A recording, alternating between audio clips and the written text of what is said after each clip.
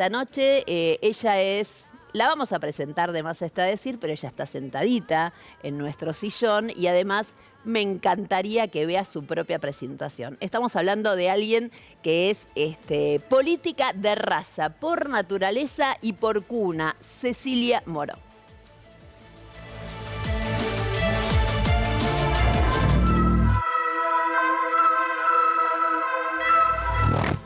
Es hija de María del Carmen y de Leopoldo y nació en Olivos, en el cruento 1976, cuando se iniciaba la última dictadura militar argentina.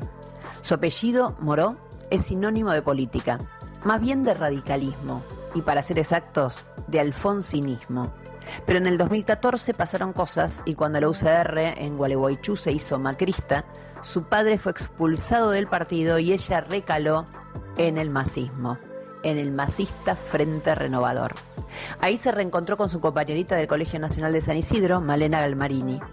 Atrás dejaba años de militancia en la UCR, donde llegó a ser secretaria de la Juventud y secretaria de Acción Política del Comité Bonaerense, y donde también encontró el amor y la maternidad. Junto a Leandro Santoro son padres de Francisca, hoy ya de 19 años. Ya en el Frente Renovador, en el 2015 es elegida diputada nacional y renueva su mandato en el 2019 como parte del Frente de Todos. En esa Cámara tiene 2 episodios para el Guinness. Padre e hija fueron y son diputados nacionales al mismo tiempo, hecho tan curioso como único. Pero Cecilia entró en la historia por ser la primera mujer electa por sus pares como presidenta de la Cámara Baja. Ese año, en el 2023, el Poder Legislativo argentino, con Moró en diputados y Cristina Fernández de Kirchner en el Senado, tuvo más que aroma de mujer. Templada en fuertes batallas parlamentarias, tuvo una actuación destacada en la discusión que se dio por la ley del derecho a la interrupción voluntaria del embarazo. En medio de ese debate por el aborto, un día se sinceró y en pleno recinto contó que ella también había abortado a los 16. El presente le encuentra clamando a los 4 vientos su repudio a la condena a Cristina, como cuando les gritó a sus pares que se metieron la Constitución en el culo por apoyar la prisión de CFK. Mujer corajuda, verborrágica e idealista, hoy con nosotros Cecilia Moró. A mí, mírame a mí. Te Buenas miro a vos. noches. ¿Cómo estás? Vamos a brindar con aunque agua. Con agua, sí, 2 bueno. veces. Está bien, 2 veces. Ahí está, me parece perfecto. Bueno, gracias por estar. Primera Te voy a mujer decir de una este cosa. ciclo. Te estaba por llamar Sí. cuando me Para llamaron no para venir. invitarme. No, para decirte, invita mujeres.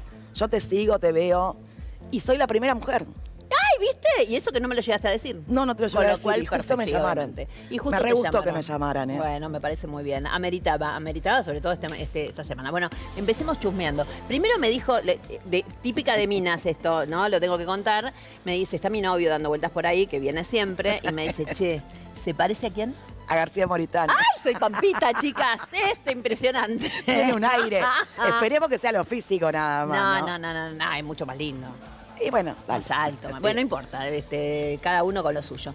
Bueno, empiezo, digamos, estuviste, me imagino, que minuto a minuto. ¿Estabas en La Plata el sábado No estaba en La pasado? Plata, estaba en Capital. Está. ¿Y? Nada, a ver, me parece que fue un cierre complicado, pero también se sobredimensionó mucho. ¿Quién apagó la luz? No sé, del app. Yo me acordaba... Yo estoy segura que Massa dijo, apaguen la luz. No. Escucha, ¿vos te acordás el cierre anterior cuando, digamos, Sergio además era ministro de torran Economía? los cierres de lista. Bueno, a todos nos pasa lo mismo. El país estaba De hecho, patas para arriba y teníamos compañeros y compañeras que decían que gobernando teníamos que ir a las PASO con Scioli. Sí. O sea, contra Guado, contra Sergio, contra quien fuese candidato, contra Axel. Exacto. Y con Scioli, imagínate lo complicados que son los cierres de listas. A diferencia de otros espacios, terminamos como tenía que terminar el día, todos juntos, con las listas ordenadas, con buenas listas. Juntos por el Cambio, la Libertad Avanza terminó estallado, 6 de los 11 o 12 intendentes del PRO por afuera. Y la verdad es que creo que lo de la Libertad Avanza terminó siendo además un espectáculo pobre, patético, porque en el medio se están tirando con carpetazos pesados, porque son el país, ¿me entendés? Sí, obvio. Y Son el gobierno, digamos. Son el gobierno. Y nada, y los otros espacios son muy pobres. En el caso de nuestra sección van a competir Valenzuela contra Estamos Catopodis, hablando la primera ahora, sección. ahora ya vamos, digo, a los mini gobernadores. Estamos hablando de la primera, donde alguna vez hasta se nombró la posibilidad de que fuera Sergio. Cristina en la tercera y que Sergio fuera en la primera. Termina yendo Catopodis, exacto. Yo quería a mi intendente, el de Pilar. Era un candidatazo también. Sí, Fede. buenísimo. Es buenísimo. Todos eran buenos candidatos. Y el intendente de Tigre, que se fue a la coalición cívica con Margarita Stolbizer, y había entrado por el peronismo después de 20 años de militar en el peronismo. O sea, yo quedé muy conforme con los cierres, porque además, Nancy, salimos a la cancha con un problema. En la primera ustedes van divididos, pues Zamora va afuera. Pero Zamora hace rato ya que no está militando en el peronismo, al contrario. Él estaba buscando un lugar en representación del peronismo, pero hace muchísimo tiempo que venía con un discurso antiperonista, te diría. Y teníamos un problema mucho más grave en este cierre de listas, que también pesó, que es que la dirigente política más importante de nuestro espacio está encarcelada y proscripta. Entonces, ¿cómo no iba a ser un cierre traumático? Digamos, ese es el verdadero trauma, que Cristina no puede competir. Digamos, no quién iba segundo o quién iba tercero.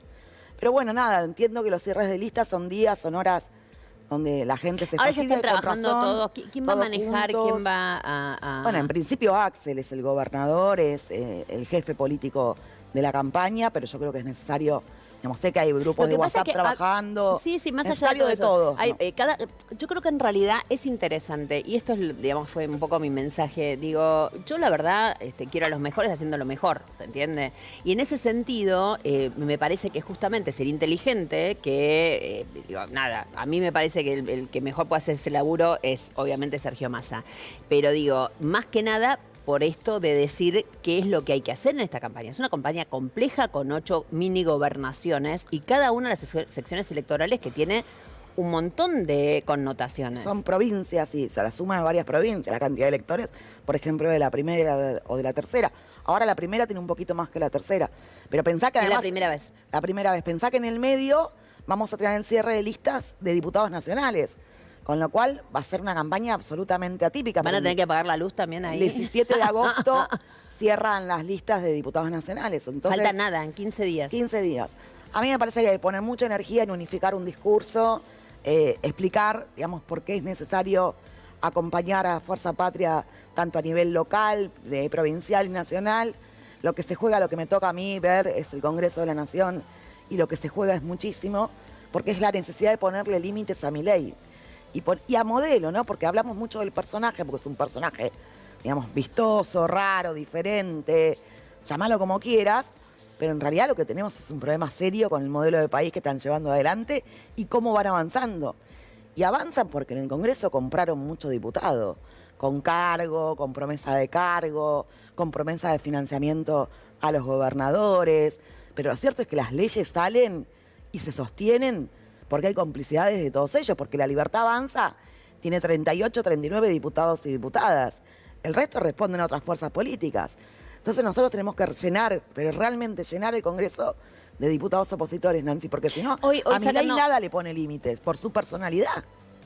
No, yo te digo la verdad, yo a veces cuando veo algunas situaciones, hoy me pareció con algo que dijo Sturzenegger, yo creo que en realidad tienen que transparentar el discurso. El gobierno nacional debería directamente estar proponiendo una reforma constitucional. Total. A ellos este sistema democrático, republicano, no les calza. No, más allá de gustarles, no les sirve por su manera.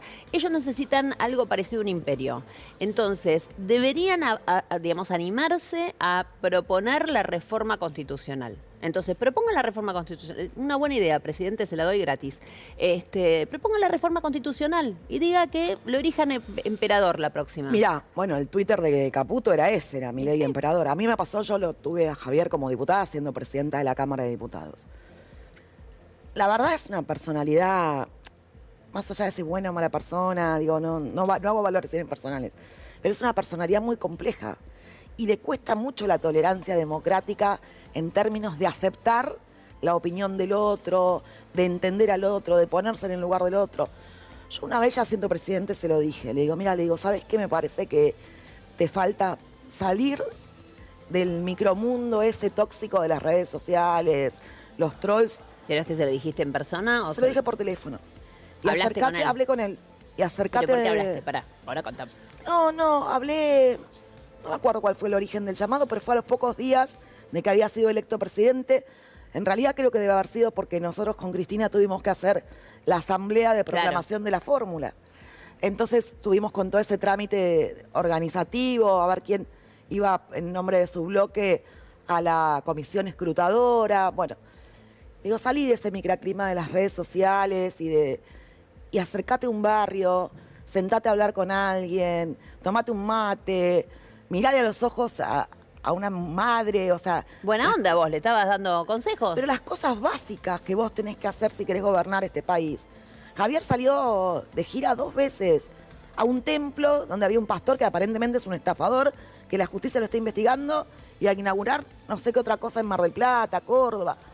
Pero no recorrió la Argentina, no recorre los barrios, no toca a un argentino. Está bien, pero a ver, Cecilia, es muy fácil describirlo de esa manera, teniendo en cuenta que vos, quieras o no, fuiste parte del último gobierno que terminó como terminó. Porque digo, Milei no es ni más ni menos que el emergente de lo patético que fue el gobierno de Alberto Fernández. Lo tengo claro, pero no alcanza. A ver, con lo malo que haya sido lo nuestro, lo que él está haciendo es cada vez peor. O sea, no le alcanza.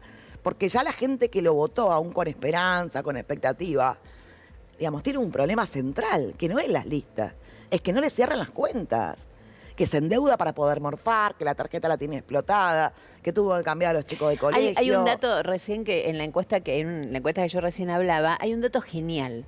El 49% de los argentinos dice, por ejemplo, que creen que va a estar mejor la Argentina o algo por el estilo. Ahora que está mejor la Argentina, ¿no? Que el 49% de los que dice que va a estar mejor que está mejor la Argentina. Cuando le preguntás por su propia obviamente no llega al 49, con lo cual hay un nivel de voluntarismo en que las cosas estén, digo, si vos mirás al costado y vos no estás mejor, el otro no está mejor, el otro no está mejor, ¿qué es lo que te hace creer que estamos mejor? Clarín. Bueno, yo te digo una cosa, vos te quedás 2 días enfermo en tu casa mirando los canales hegemónicos, los medios de comunicación hegemónicos, te volvés loco. Salís a querer cazar peronistas porque tienen realmente un odio en el mensaje, una concepción aparte, digamos, tan distorsionada de lo que está pasando. De alguna manera le están escribiendo el diario de Irigoyen. Están armando los canales de Milei, o sea, los mismos canales que el presidente quiere escuchar. Porque además si no dicen lo que él quiere, le agarra esos brotes donde termina ensobrado, empautado, cualquier cosa, dicen los periodistas. Lo que le pasó a Julia Mengolini, ustedes estuvieron el otro día en la Comisión de las Mujeres. Es muy feo lo que está pasando. Y sobre todo contra los más vulnerables, contra los discapacitados, contra los chicos, digamos, contra los jubilados. Pero ¿por qué no puede conectar con el dolor ajeno? Vos me hablaste de Milei, me hablaste de esta llamada, que esto, que lo otro. Yo tengo por ahí, lo tenemos, ¿no, señor director? Ese crucecito entre Cecilia y Javier en ese momento, cuando eran ambos diputados. No lo tenemos. Ay, no lo tenemos. Bueno, no pasa lo nada. Teníamos. No, como lo anunciaron por acá, dije, bueno, quizá lo tenemos, pero no lo teníamos. No, es un momento muy divertido donde se discute si presidenta. Pero bueno, más allá de todo esto, digo, y teniendo en cuenta lo que viene y teniendo en cuenta este cruce de campañas, porque yo iba a hablarte de la provincia de Buenos Aires, yo hoy me olvidé de pasar otro dato también, me estoy acordando de la cantidad de cosas que tenía en la cabeza y que no terminé de decir. Pero al parecer, si todo sale como más o menos se vislumbra, el peronismo va a terminar teniendo más diputados que la Libertad Avanza, obviamente, con lo cual, digamos, en términos numéricos y en términos de cantidad de distritos, el peronismo saldría triunfante en la primera elección que es la provincia, exactamente. ¿Cómo ves vos el corrimiento para la segunda elección, o sea, para octubre? Tenemos agosto-octubre, ahí nomás. Por eso yo creo que es como un gran combo. Es una gran elección. Los argentinos, en el caso de los bonaerenses, van a tener que hacer un esfuerzo de ir a votar 2 veces. Yo creo que el principal desafío es ese, es que la gente rompa la apatía que hoy tienen, esta sensación, digamos, que se vino dando en los distritos donde se votó hasta acá y la gente mayoritariamente no fue a votar. Es el primer desafío que nosotros tenemos que, digamos, ponernos, decir, bueno, que la gente vaya a votar, después que vote al que quiera. Pero obviamente, a mí me parece lo que tenemos que traducir es en esta elección un mensaje donde lo que está en juego es, digamos, cómo hacemos para que la calidad de vida de los argentinos no se siga deteriorando. ¿Cómo hacemos para que el presidente rompa con esta tendencia que tiene de gobernar por decreto, con veto? Una tendencia autoritaria que va a terminar mal, porque él está con un pie en el Estado de Derecho y otro pie en el Estado de excepción. Y les gusta. Y si se empoderan, el odio, la violencia, digamos, si querés, estigmatización que tienen algunos sectores populares, va a ser cada vez peor. Nancy, no puede ser que en el país solo haya plata para pagar intereses de deuda. No puede ser que él odie a los jubilados, no puede ser que él odie a las mujeres, no puede ser que odie a los periodistas. Hay que terminar con el odio que tiene. Y como la personalidad ya a esta altura no se la podemos cambiar y además no tiene la voluntad de hacerlo, hay que ponerle límites institucionales. Yo hoy lo escuchaba a Sturzenegger, creo que, no, a Adorni. Adorni. Dice, la vicepresidenta no forma más parte del gobierno. Bueno, por eso digo, hay que redactarle de nuevo la Constitución. Es la Constitución, amigo. Hay que redactarle de nuevo. Imagina yo con Villarreal a la esquina, la amante de Videla, un desastre. ¿Todo eso? No, bueno, así se dice, digamos, que fanática de Videla no tengo duda. Digamos, aparte lo dices sin ningún prurito. Pero de ahí a decir que no forma parte del gobierno, van a tener que esperar que termine el mandato. Porque la Constitución es otra cosa, es ciudadanía de segundo año. Sí, vamos a ver mañana dónde la ponen en la rural, ¿no? Entre otras cosas, en este gran show que va a haber, que también hay mucho ruido de un lado y del otro en los sectores del campo. También porque hay mucho arrastrado, Nancy. Yo me acuerdo cuando pasó al lado de Jorge Macri y no lo saludó en una... No me acuerdo qué día fue, que fue un acto en la ciudad. En la homilía. A ver, después terminó yendo el PRO a pedirle 4 cargos en las listas, después que le dijo las cosas que dijo no me digas, en la elección de la ciudad. Viste que se le caía la leche a todos los del PRO. Pero entonces, bueno, viste, el problema son nosotros también, ¿no? Obviamente, además está decir que el problema son los otros. Tenemos varias cosas para mostrarte, pero quiero ir a una. Yo quiero contar que a Cecilia Moró la conocí y era chiquitita así de tiempo, ¿no? Y la conocí en una situación bastante extraña que era, vos no te acordás, obviamente. Pero me la contaste. Pero te la conté, era una reunión. La tía Nancy. Sí, era una reunión de las tantas que tenía el radicalismo. El padre, obviamente Leopoldo Moró, estaba charlando con un grupo de dirigentes, micrófono, digamos, ahí en el lugar de Callao, ¿cómo es? La Convención Nacional de la UCR. Estaba Leopoldo Moró ahí, yo había ido a cubrir, obviamente, y de golpe veo una nena que se acerca y lo empieza a pantallar. Y la pantalla va de un lado y del otro, y de un lado y del otro. Años después lo tuve a tu papá sentado en el sillón, en este mismo sillón, y así contaba la anécdota, miren. Archivo inédito. Voy a ir más al costado personal suyo. ¿Así que fue periodista? Sí, muchos años. Ingresé en el año 72 al Diario de la Opinión. Después trabajé, bueno, en esa época trabajé también en 2 o 3 diarios simultáneamente, porque, bueno, como vos sabés mejor que yo, el periodismo muy difícilmente te dé comer desde una sola fuente de trabajo, ¿no? Pero bueno, empecé en el 72, mediados del 72, una cosa por el estilo, no recuerdo bien, en La Opinión, 73.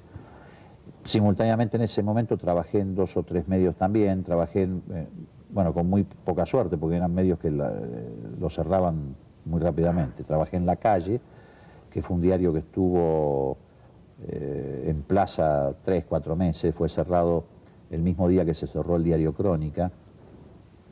Crónica, como vos recordarás, estuvo cerrado e intervenido durante un año por el general Otero, por un decreto de Isabel Perón. Más que recordarlo, he leído. Bueno, está bien. Después trabajé en el diario Noticias, que dirigía Bonazo, y cuyo secretario general de redacción era el perro Berbisky. Bueno, también corrió la misma suerte, lo cerraron. Ninguno de estos 2 lugares cobramos indemnización. O sea que arrepentido de haber dejado la profesión no está. No, sí, a mí me encanta la profesión. Después trabajé en la revista Confirmado, que también la cerraron. Ahí cobramos la indemnización y cobramos una gran indemnización porque cobramos hasta el último peso de acuerdo al estatuto del periodista, que es un estatuto privilegiado. Yo diría que no se meta con el gremio. No, está bien, sí. Además yo fui beneficiario de eso, cobré una indemnización espectacular que me permitió cancelar la hipoteca del departamento que me había comprado a cuotas en el Banco de la Provincia de Buenos Aires. ¿Qué lleva a sus chicos a todos lados cuando hace política? Bueno, por varias razones. En primer lugar, porque es una forma de compartir tiempos y espacios que de otra manera no podría compartir, porque la actividad política cuando se toma con mucha pasión, etcétera, es una actividad muy absorbente. Entonces, bueno, es como que voy con ellos para, te reitero, compartir espacios y tiempos que en otro momento, que de otra manera no podría compartir. En segundo lugar, porque tenemos esa, a pesar de mi apellido, me parece que tengo una especie de noción italiana de la familia, ¿no? Es decir, es esa cosa de ir todos juntos, de estar siempre juntos, agrupados, abuchonados. En tercer lugar, porque es como que ellos vivan también nuestras experiencias, ¿no? Por eso tal vez mis hijas, mujeres, las dos mayores, están muy conectadas con la política, y también el más chiquitito, que pasa que el pobre no puede expresarlo, verbalizarlo, pero yo creo que es el más conectado con la política, el más chico. Es el más fanático radical de la familia. Sí. Sí, sí. Y es el que tutea a Alfonsín. No, el que lo tutea es Leopoldito, el del medio, que no está tan conectado con la vida política. Por supuesto, está conectado, pero no en el sentido de... Leopoldito es tal vez el que siente a la política como algo que lo discriminó en términos de la relación familiar, ¿no? Su esposa es diputada, o Sí. va a ser diputada. Su hija es una prominente dirigente de la Juventud Radical. Algunas han hablado hasta que podría llegar a dirigir la Juventud Radical. Le falta mucho. ¿Lo suyo es una manera de nepotismo radical? No, es una familia que felizmente tiene ideales que comparte. No es tan sencillo. Tampoco la hicimos así, salió así. ¿Y en su casa dialogan o piden la palabra? Lamentablemente no piden la palabra.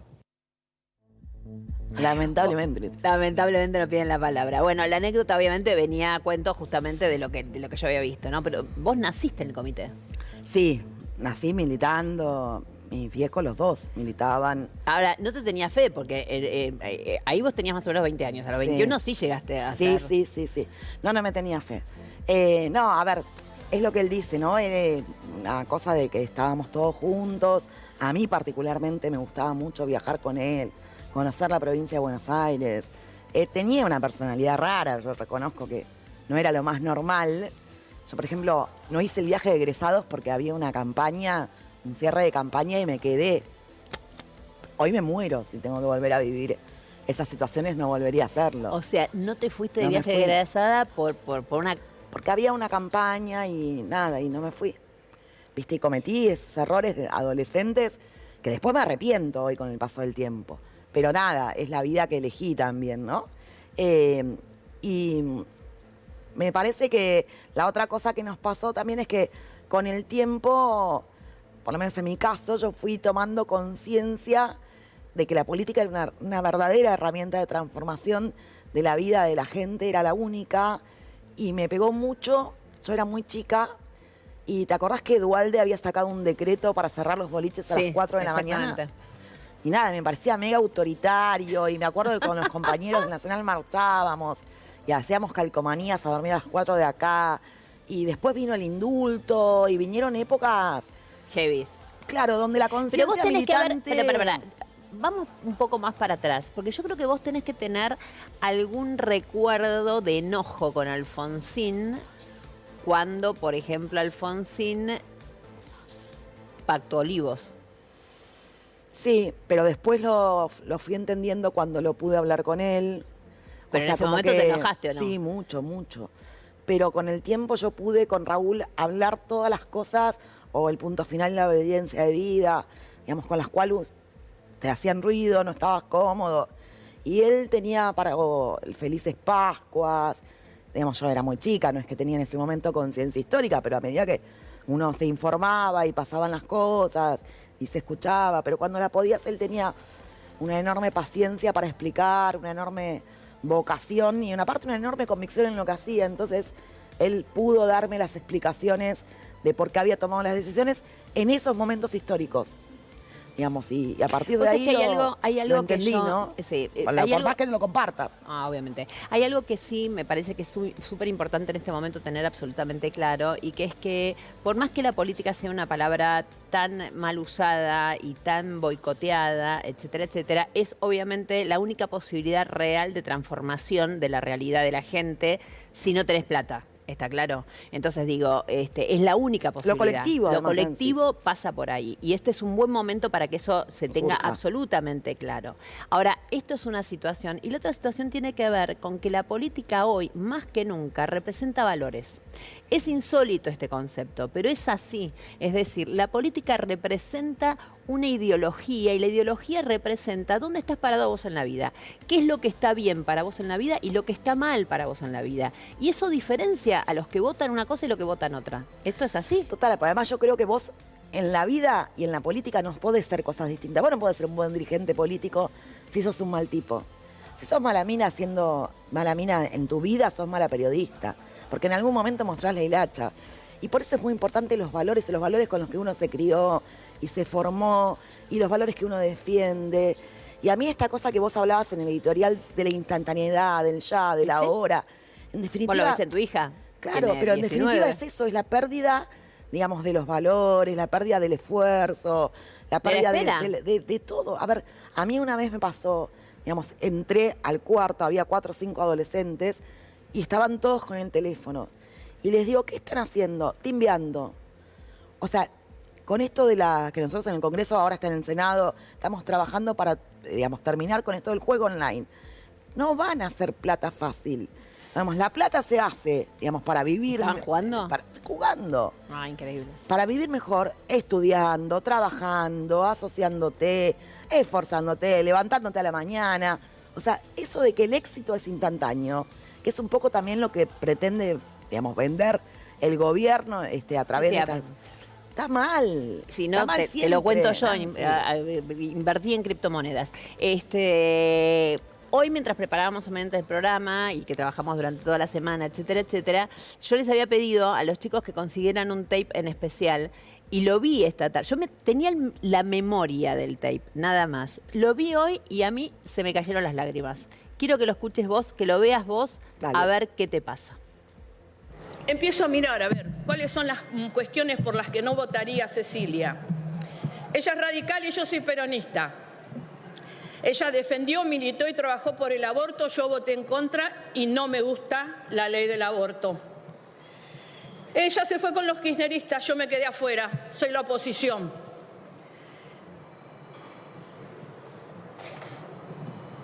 Y punto.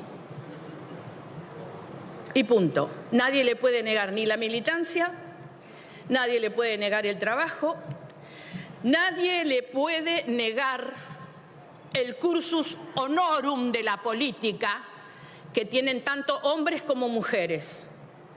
No la voy a votar porque es mujer, aunque lo haría con mucho gusto como la propuse a María Eugenia y a Roxana, porque quiero una mujer ahí arriba. Hizo todo el cursus honorum, pero hoy estamos decidiendo que ahí se va a sentar por primera vez en la historia de este Congreso 158 años de hombres, una mujer. Y sí tenemos que empezar a buscarle el pelo al huevo. El país se incendia. ¿Saben cuántas veces el país se incendió? Hoy, cuando una mujer se va a sentar ahí, estamos mirando que el país se incendia.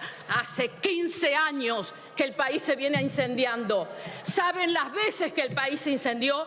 Pero hoy, cuando Cecilia se siente ahí, con el voto de la mayoría que piensa, vamos a tener, juntamente con Claudia y juntamente con Carolina en el Senado, un poder legislativo femenino, señor presidente.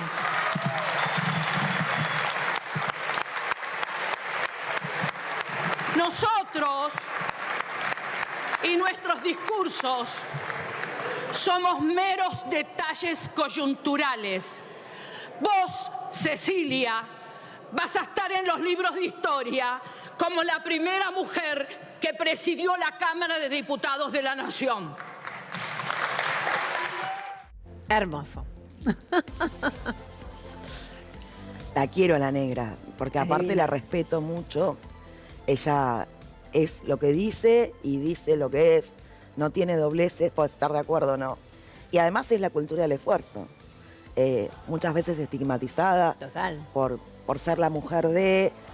Pero injustamente, porque ella fue siempre con una vida muy compleja. Súper respetable, sí. Una mina que se esforzó y además yo la primera vez que llegué al Congreso fui parte del bloque que ella presidía.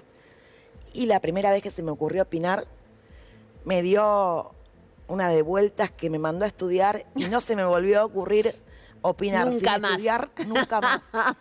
Y creo que nos pasa a muchos de los que formamos parte de la Cámara, no importa de qué bloque seamos, que, digamos, la tenemos a ella como un paradigma del esfuerzo, del conocimiento, de la dedicación y de la coherencia, aunque en muchísimas cosas yo no comparta, ¿no? No, obviamente, pero más allá de eso, digamos, está claro que algo que dijo ella fue así, digo, Fue así, quedaste en los libros de historia. Sí, a mí haciéndola. me cuesta darme cuenta, ¿no? Porque además, digamos, yo de alguna manera sentí que era un momento histórico muy difícil. Yo veía que el gobierno Bueno, se ella, desgranaba. recordemos que asumiste cuando En Sergio reemplazo Massa, de Sergio. claro, fue como como ministro de ministro de Economía, estaba Cristina en el Senado, y yo veía que el gobierno se desgranaba y la situación estaba muy compleja y lo único que en ese momento yo pensaba era en ayudar, pero la sensación era que, viste, el barco se te venía encima y Obvio. había que estar Cecilia, de pie. hablando de todo esto, teniendo en cuenta que la volviste a nombrar a Cristina, ¿quién es hoy el jefe del peronismo? Yo creo que es Cristina, que conduce Cristina el peronismo y además es la presidenta del Partido Justicialista. Una cosa que no hay que olvidar, porque yo creo que también Milei tiene la tendencia esta de querer desaparecer los partidos políticos en esta tendencia autoritaria o reforma de la Constitución que vos decías. Al PRO lo eliminó y lo hizo ir adentro de la boleta de la Libertad Avanza. Sí. Al radicalismo lo desgranó. Y al peronismo, que es en realidad hoy el único partido que se le planta enfrente en serio, además de algunos sectores de izquierda, lo que quiere hacer es barrarlo institucionalmente. Por eso que la presidenta del Partido Justicialista esté presa es un hecho institucional muy grave más allá de la inocencia de Cristina.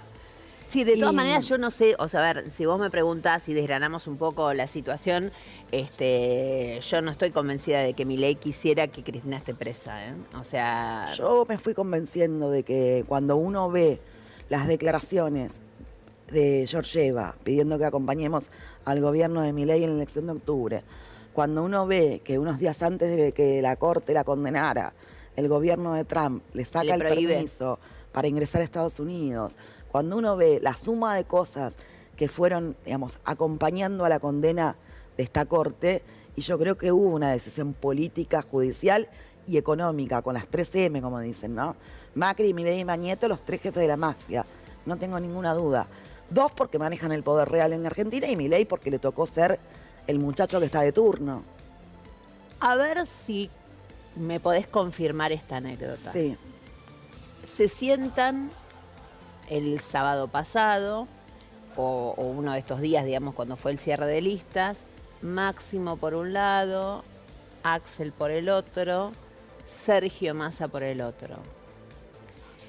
Y Massa dice, cuando empieza la discusión, señores, yo no estoy dispuesto a pagar divorcios Escuché esa frase. Escuché. No te confirmo la anécdota, pero escuché la frase. Veníamos bien. La frase la escuché. La Pero bueno, escuchaste. nada. ¿Sabés sea, cómo le contestaron? No sé. Máximo Kirchner dijo... Mirá que los otros "Y dos también yo- son rápidos para Y contestar. yo no estoy dispuesto a pagar traiciones. Nada, tenemos diferencias, pero en definitiva es lo que te decía al principio. Al final del día es espalda con espalda. Al final del día entendemos que el objetivo que tenemos es enorme, que el desafío y la responsabilidad que tenemos. Mirá, en el caso de Máximo, Sergio y Axel, los tres son dirigentes que tienen sus vanidades resueltas, que no tienen problemas de ego, que no buscan candidaturas, que le ponen el cuerpo a las 24 horas, los 7 días de la semana. Yo no podría decir esas tres cosas todas juntas, pero bueno, no soy dirigente política. Sí. No, la verdad es que me parece que que... no tienen ego, que no tienen problema de Lo vanidades. tienen resuelto, Tienen no, un problema de totalmente. inseguridad No, todos. nada que ver, Escúchame, Nancy. para hacer política tenés que ser inseguro. Si No, al revés, a Pero ver. sí, obviamente. Tipos que tienen un nivel de responsabilidad como la que ellos tienen, a esta altura no buscan candidaturas, no buscan que le digan, mirá qué bien. No, cuando llegan a determinado lugar, Máximo fue 12 años hijo de 2 expresidentes, Axel gobierna en la provincia de Buenos Aires, Sergio fue todo. ¿Qué casi relación tenés todo. con Máximo? Muy, muy buena relación. Es mi amigo, es una gran persona Y además Maxi muchas veces es muy injustamente estigmatizado por el lugar que ocupa, por su organización. Yo creo que es uno de los dirigentes más lúcidos de nuestra generación, un pibe humilde en el trato, digamos, un pibe sano, que se banca las cosas que se banca. Como me perdió. gustaría contar algunas anécdotas, pero no puedo. No. Maxi, digamos, tiene el dolor de la muerte de su viejo y lo que eso implicó para él, o el venirse de Santa Cruz. Y tiene también hoy la responsabilidad, digamos, de tener a la madre presa, a una organización política que tiene que buscar un norte, un camino, pero es una gran persona. Todo, ¿sabes qué pasa? Nosotros entre todos tenemos buena relación personal. Y eso es muy importante. Vos no podés hacer política cuando te llevas mal con alguien. Y Maxi, Sergio y Axel tienen una relación personal que importa y mucho. ¿Maxi y Axel también? También. Tienen un trato de respeto personal que no han roto. Bueno, eso no es poca cosa, ¿no? En el contexto, digamos. Vos ves las cosas que se dicen en el gobierno y los tuiteros y todas esas cosas. Para mí es muy importante el respeto que se tienen. Vos decís que hay un respeto político más allá de las situaciones. Total, pero no hay situaciones de agresión. A ver, me estoy ahogando. Si me dan un vasito de agua ya que tenemos la barra. Ay, sí, no, por favor, necesitamos más agua acá. Yo pertenezco a un bloque, somos 98. En el bloque somos el Frente Renovador, de las distintas provincias gobernadas por el peronismo, del grupo de Juan Grabois, del movimiento Evita. Tenemos un nivel de diálogo, de respeto y de debate, donde no nos faltamos el respeto, no nos insultamos, tenemos diferencias y las saldamos. Estos en el recinto se agarraron a palos, imagínate. Sí, no sos Lilia de Moina, decís. Pero se agarraron entre Ahora, ellos. te hago otra pregunta que tiene que ver con lo siguiente. Gracias. A esta altura de la Suárez, y después de todo el alfonsinismo que ya hemos relatado de tu vida, de una vida, de esto, del otro, ¿no? En el medio de todo esto, ¿hoy qué sos? ¿Más radical o más peronista? No, peronista. Es que yo me di cuenta que yo no era radical. Me di cuenta que yo soy profundamente alfonsinista. El radicalismo, si el radicalismo es ¿Alfonsín esto... era peronista? No, Alfonsín fue una circunstancia histórica del radicalismo que en realidad yo creo que debe haber fastidiado a muchos radicales. ¿Te aprendiste Porque- la marcha? ¿Cuál? Sí. Ah. Pero, Ah, no, claro. pero tampoco nadie me obligó nunca a cantarla, ni... Estoy afiliada al Frente Renovador, pero me ahogo. Y sí, te ahogás, porque decir todo esto después de un apellido como Moró, en un historial impresionante, en el radicalismo que se defina peronista ya es un montón. Quiero que te quedes en la barra, ya que tenés mucha sed, pero vas a tomar alguna otra cosa. A ustedes les digo algo, ya estamos volviendo. Un minuto nada más. No sé cómo nos vamos, señor director, ya estoy... Lucas tiene algo para hacer, tiene algo para vender, ni más ni